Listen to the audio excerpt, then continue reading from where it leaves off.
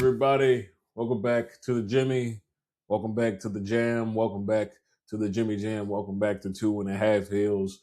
Uncle Black 215 flying the nest here. And we got to chat about SmackDown, man. SmackDown was not playing fair. Okay. SmackDown did one thing and one thing alone. SmackDown gave us a title change on the road to WrestleMania. Now, I'm gonna be honest. The episode really delivered when it was supposed to. And we got a lot to discuss, a lot to cover. So let's sit down, let's have a chitter chat. I don't even know if people still say that. But let's talk about SmackDown. So the biggest story of the night is that Cody Rhodes is once again the WWE champion. Now, listen, this main event it was madness personified as what you want for a TV title match right after a very heated elimination chamber situation. So with everything they had going for him, Jacob Fatu interfered, definitely making his presence known in this situation. So I know that possibly, very possibly now could be the program we're getting going into WrestleMania. Drew versus Jacob Fatu, and that's going to be a freaking bar burner, whatever night that goes on. But yeah, all in all, we had ref bumps. We had just a plethora of pain going around for everybody.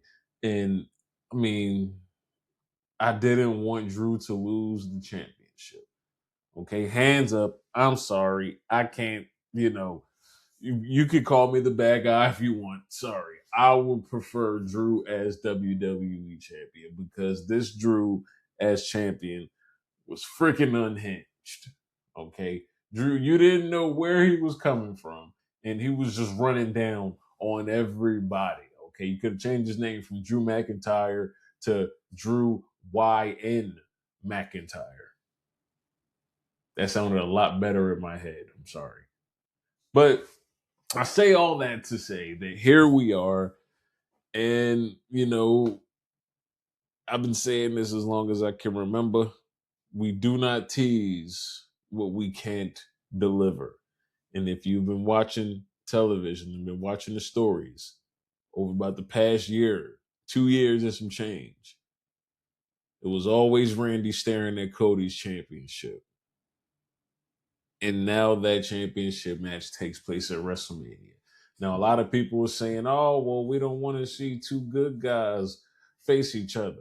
Well, trust and believe. We still got about 6 weeks left on the road to WrestleMania, okay? Somebody's going to do something to piss you off, and then you'll be able to suspend your disbelief.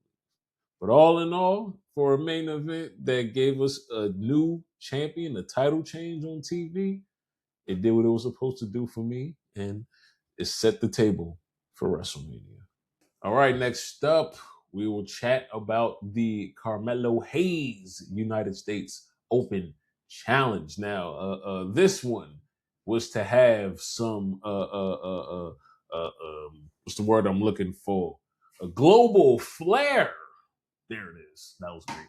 Global flair is what they've been saying, what this match was supposed to have, and sure did, because his opponent, and I got to check my notes for this one, is El Hijo del Dr. Wagner Jr. I had to look that up. Okay, he is the AAA Latin American champion. Now, I seen what that belt looks like. It looks important, but the fact that he is here challenging Carmelo Hayes for the U.S. title, let's just know that, hey, the brother's here to work. And work is what they did. Now, just me personally, just me, I felt like the match didn't flow like I would wanted to see. Because, two different styles, I don't know if, either of them are too familiar with each other. So it was just a filling out process in the end. But, Carmelo gets the dub and continues to put on, great match after great match, just showing why he's the good US champion. And to be in this spot here, having these open challenges, just putting on great matches, with every freaking body. So, I want to break up some of the action with a backstage segment that involves, again, my probably new favorite wrestler on Raw, SmackDown, pretty much in WWE, Mr. Danhausen.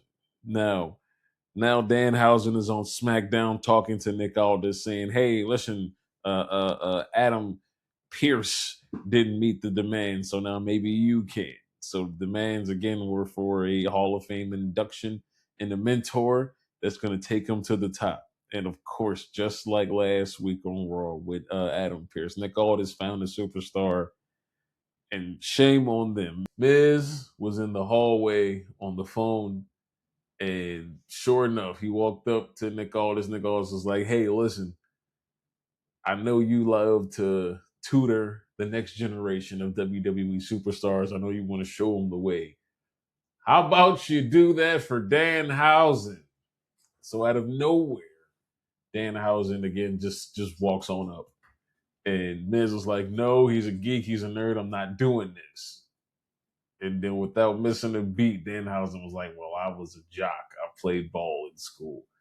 Danhausen can do no wrong. He is almost, I feel like this may be too early to call it, but with Danhausen being as good as he is and what he does, I'm surprised that we did not put him with R-Truth right away. But we got plans for R-Truth, and we'll talk about that in a second. But for Danhausen being here in WWE is going to be nothing but good. And hopefully with this new angle he got with The Miz, because he told The Miz, "Hey, I'm going to need you to mentor me. I'm going to need you to show me the way." And he said, "If you don't, then you are cursed." And the fact that everybody booed in Chicago now, but everybody on SmackDown at this time said it along with Danhausen, lets you know that it's working. So again, hats off to one Danhausen. Keep doing your thing. Don't curse me. Very nice. And speaking of one R-Truth, he has found himself in tag team turmoil tonight with a partner. Who? Damian Priest. Now, I'm not going to go back over the tag team turmoil match. No disrespect to all of the talent that was in it, putting their bodies on the line for the cause. But I feel like I just want to skip to the result because, again, this makeshift tag team, I know they had history with all the Judgment Day stuff and, you know, they just good people all around. But the tag team of one, Damian Priest and R-Truth, are the new number one contenders for the WWE Tag Team Championships. Now, do I think they're going to win those tag team titles? I don't know. Because again, Damian Priest, former world champion, R-Truth, legend, GOAT, greatest of all time, if you will. They can pretty much do whatever they put their minds to. So if this is what we're doing to try to rehab the tag team titles, then we outside. As I say, we outside. Coming up next, ladies and gentlemen, looky here, man. It's the first time we got a chance to get a look at Rhea Ripley versus Jade Cargill on SmackDown. They went face to face in the show, and the back and forth was exactly what you thought it was going to be. You know, mommy with the mommy energy, and you also had Jade Cargill looking like she looking. Make somebody in the crowd say, "You hear me?" So shouts out to both of them. I know that this match is just going to be, to quote Simon Miller, big women slapping, big woman meat. I don't know if that's how he says it. I know he says it something like that. You can go ask him. But the back and forth, the banter, a lot of the B words was being thrown around. So I hope this doesn't end up in like a, you know, top B word on a pole match or something. But again, this was the match that we were always going to get. And I just want to say this, even though she has nothing to do with this, I still just want to say, we miss you, Bianca. We miss you, girl. Heal up, get well soon on your own time, and come back and bless the women's division. But again, Jade is doing good. Rhea's, you know, on top of, you know, the division. her profession, whatever you want to call it. She is number one of the biggest stars in the game today, and that is definitely going to lead to a banger of a title match on the grandest stage of them all. So listen, as far as I'm concerned with this past episode of SmackDown, I feel like SmackDown really did what it was supposed to do. Now, a lot of people just really hate the decision to put the championship back on Cody. That among a bunch of other things, but I feel like in the end, you want to get us talking just like you got me talking right here. You want to get everybody chatting and, just questioning what can happen next. So I feel like in that regard, SmackDown did exactly what it was supposed to do. Okay, Cody winning the championship, Carmelo Hayes carrying that U.S. title with pride. I forgot to mention this: Sami Zayn is falling out with everybody. Just a little jealous Sami Zayn. And I feel like with everything that happened on SmackDown, it was overall a great show. And I know I'm missing a few things that happened, but I could just say this: the show is definitely like a B plus on the grading scale. Matter of fact, I take that up. It's going to go up to an A minus solely because we got to see Obafemi put hands and feet on one Johnny Gargano. And I love Johnny. I really, really do. And I'm sorry that it had to be you, my good brother. But, Oba has a match coming up on Raw, and I just can't wait to see that. So, again, I'll say I definitely give SmackDown, I'll say an A minus. So, with that, that is, I guess, my review of SmackDown. I appreciate you guys tuning in. Appreciate y'all watching.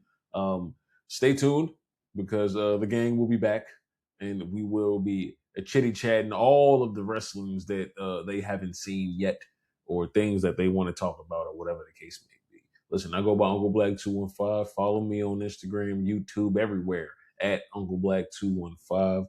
Appreciate y'all. We love y'all. And I didn't do this the whole show, so I'm going to do this as we get ready to get up out of here. One time for the one time.